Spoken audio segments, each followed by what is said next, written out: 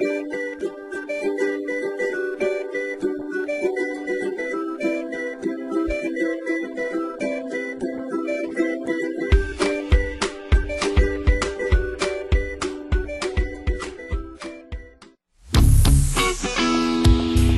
aí galera, sejam bem-vindos novamente ao site Planeta Biologia e vamos falar hoje da fotossíntese. Mas afinal, o que é a fotossíntese?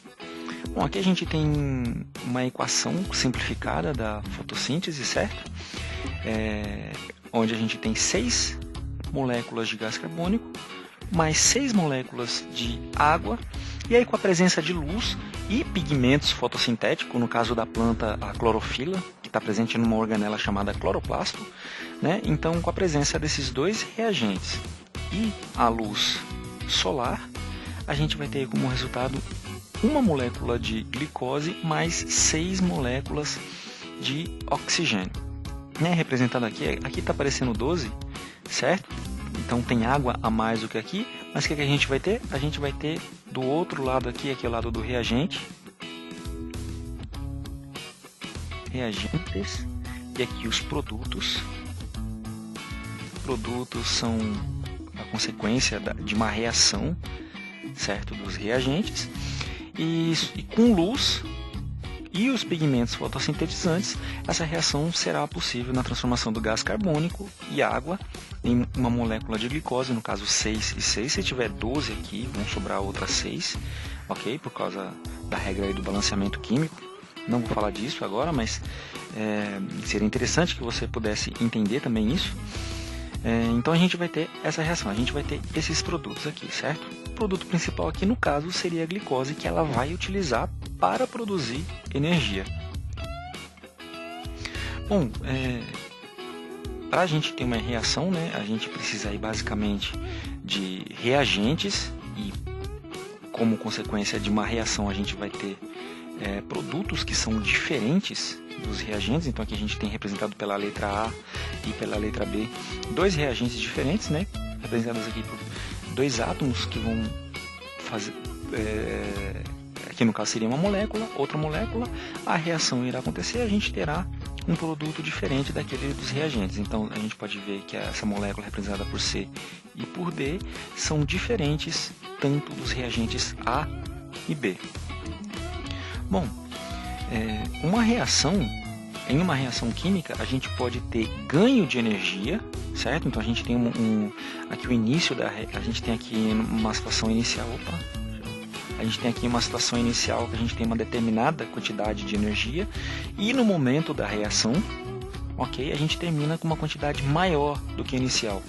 E o contrário também acontece, a gente tem uma quantidade de energia durante a reação, energia é liberada, e ao final esses produtos contêm uma menor quantidade de energia, certo? Como é que é chamado isso aqui? A gente já viu que aqui são os reagentes com maior energia, aqui menor energia, aqui produtos acabam tendo maior energia, nesse caso aqui acabam tendo menos energia. Como que é o nome dessa reação, certo?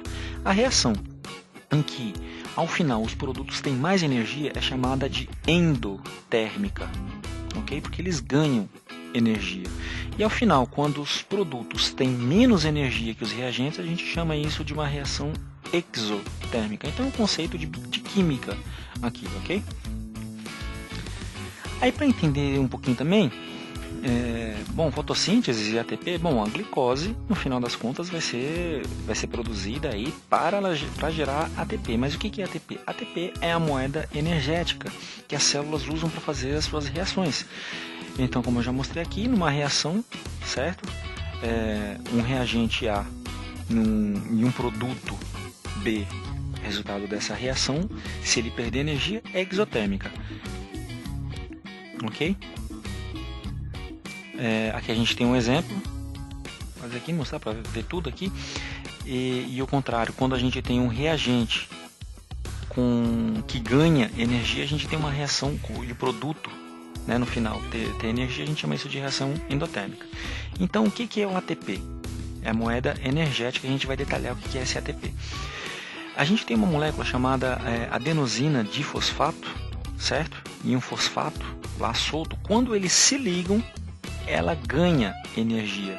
Então a reação aqui são reagentes, a adenosina de fosfato mais o fosfato, quando eles se ligam, certo? Quando esses dois reagentes se ligam, ela ganha energia. Então a gente tem aí uma reação endotérmica.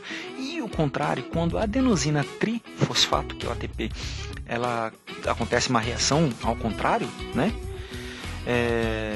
Uma reação invertida, então ela perde energia, então a gente tem aí uma reação endotérmica.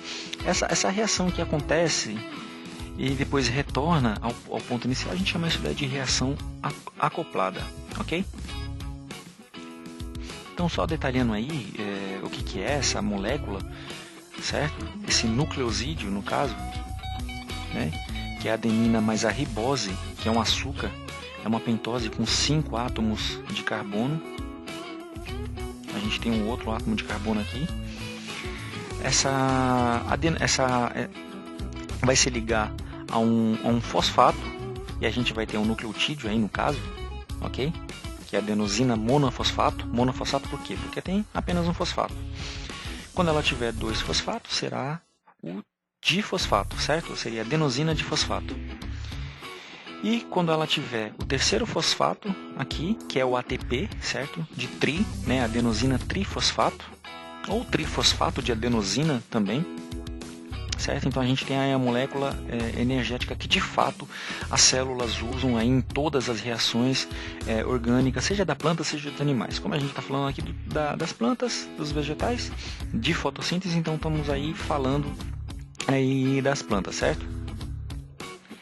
Bom, agora quais são as estruturas envolvidas durante a fotossíntese? Bom, o órgão principal aí que vai realizar a fotossíntese é a folha. Bom, mas só a folha realiza a fotossíntese? Não, mas é o órgão especializado, certo, em fazer isso. Alguns caules podem fazer isso, principalmente caules jovens, de algumas plantas têm o caule verde durante todo o período, mas via de regra aí, o órgão especializado em fazer fotossíntese é a folha. Essa folha aí vai conter uma célula, ok? Uma célula clorofilada, ou seja, com clorofila, com uma organela chamada cloroplasto e dentro dela um pigmento chamado clorofila, que é um pigmento fotossintetizante. Possui núcleos, daí tudo um pouquinho relembrando aí a aula lá de biologia celular, né, das organelas, o vacúolo.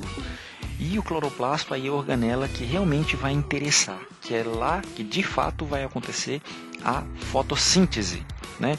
Então aí detalhando um pouquinho mais aí o cloroplasto é uma organela membranosa, né? Possui uma membrana externa, uma membrana interna também, né? Muito parecido com a mitocôndria. Outra estrutura aí que são os estromas, né? Que a gente também tem, assim como nas mitocôndrias, a gente tem o DNA. Nessa estrutura também ela possui um DNA próprio, certo? Não só no núcleo. Igual a mitocôndria, né? A gente tem aí esse conjunto, certo? Sobrepostos, que é o grano. E cada um desses aqui, o conjunto desse daqui, né? Que tem 1, 2, 3, 4, 5, né? Nessa estruturação é o grano. E cada um é formado por 5 tilacoides, no caso. Aqui são 4 tilacoides, então o conjunto desses tilacoides a gente vai chamar de grano. Aqui a gente vamos detalhar então o tilacoide, ok? Que é no seu interior. Né? A gente tem a membrana também do tilacoide e a gente tem aqui o complexo antena. No complexo antena a gente tem o esquema de uma molécula clorofila. Quem fez aula de música aí até parece aí um símbolo musical. Bom, então continuando, a fotossíntese tem basicamente 2 etapas, certo? Que ocorrem dentro do cloroplasto. Para que a fotossíntese de fato ocorra, a gente vai precisar de luz e água, né? A luz e a água no interior do tilacoide, né? Vai ter a etapa 1, como eu disse, são 2, né? A etapa 1, que é a fotoquímica, na presença de luz, também chamada de fase clara.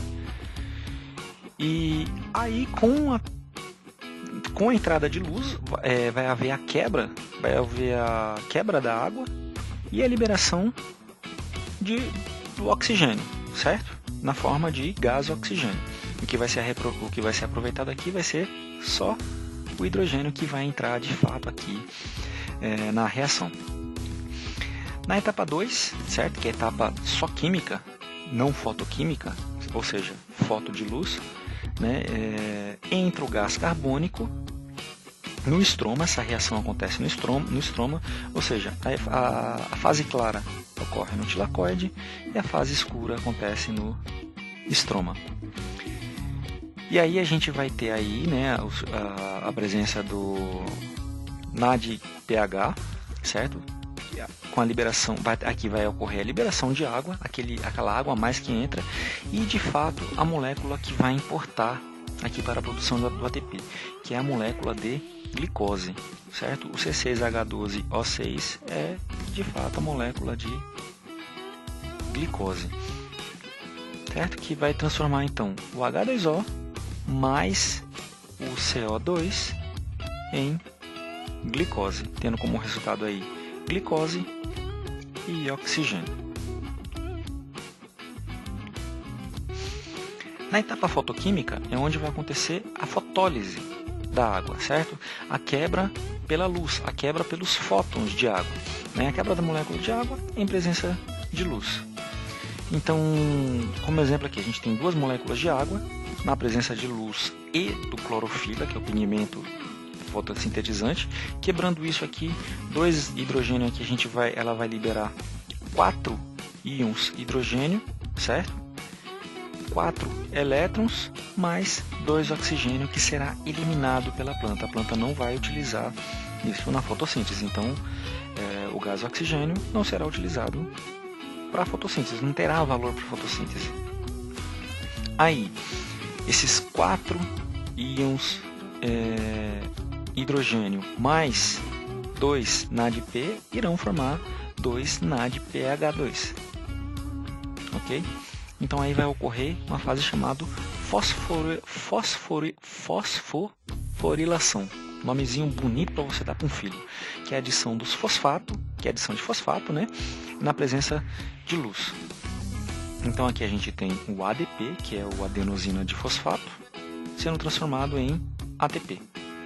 Aqui uma equação que sintetiza tudo isso daqui, que é na presença de 6 moléculas de CO2, 12 moléculas do NADPH2, mais um número X de ATP, que vai gerar aqui a glicose, 6 moléculas de água, um número N de ADP, certo? N aqui igual, né? O mesmo número aqui é o mesmo número aqui, mais N fosfato.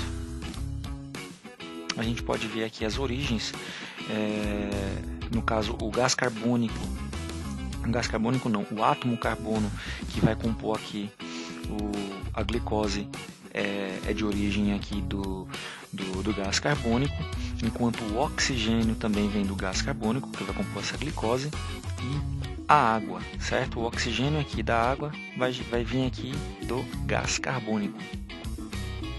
Aqui o H2 também, só você dar uma olhada aí, o NADPH também vai ajudar a formar aqui a glicose, também a água, e era isso daí. É uma aula bem resumida, certo? Só para você entender algum desses processos. E se você quiser se inscrever no nosso canal, certo? Se inscreva, coloque a notificação para você ficar sabendo sempre quando tiver uma aula nova. Se tiver qualquer dúvida, coloque aí nos comentários. E essa aula também vai estar disponível lá no site. Caso você esteja vendo no YouTube, você vai poder ir lá para o site usar também esse slide. Caso você queira fazer isso numa apresentação ou em uma aula, o slide está lá pronto para ser utilizado. Beleza? É isso aí. Até mais. Até a próxima aula e a gente se vê por aí.